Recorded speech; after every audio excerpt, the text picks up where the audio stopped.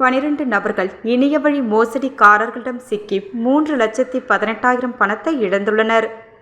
இணைய வழியில் நாங்கள் கொடுக்கின்ற டாஸ்கை முடித்தால் உங்களுக்கு அதிக பணம் தருகிறோம் என்று சொல்லி 3 நபர்களிடம் 59,000, 25,000, 3,500 என பணம் இழந்தனர்.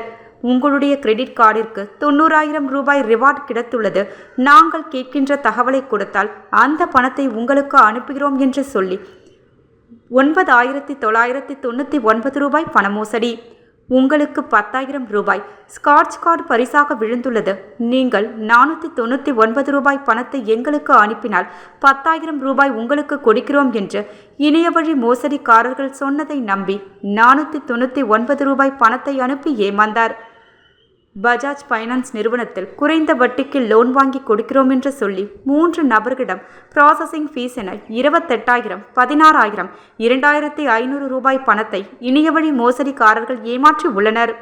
கனரா வங்கியிலிருந்து தகவல் அனுப்புவது போல் ஒரு லிங்கை அனுப்பி உங்களுடைய விவரங்கள் அனைத்தையும் அதில் பதிவு செய்யுங்கள் என்று சொன்னதை நம்பி வங்கியில் இருந்து தன் தகவலை கேட்கின்றனர் என மேற்படி நபர் அனைத்து தகவலையும் பதிவு செய்த பிறகு அவருடைய வங்கிக் கணக்கில் இருந்த 23,000 ரூபாய் பணத்தை இணைய வழி மோசடிக்காரர்கள் திருடினர்.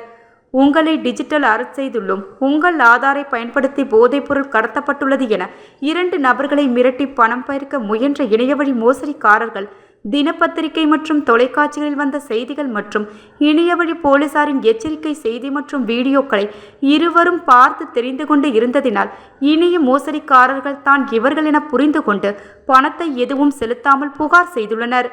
நாளுக்கு நாள் புதிய இணையவழி மோசடியில் சிக்கி பொதுமக்கள் பணத்தை இழப்பது அதிகரித்து கொண்டே இருப்பதால் இணைய வழியில் வருகின்ற எதையும் நம்பி பணம் செலுத்தவோ அவர்களை சொல்வதை செய்ய வேண்டாம் என புதுச்சேரி இணையவழி போலீசார் மக்களுக்கு எச்சரிக்கை செய்கின்றனர்.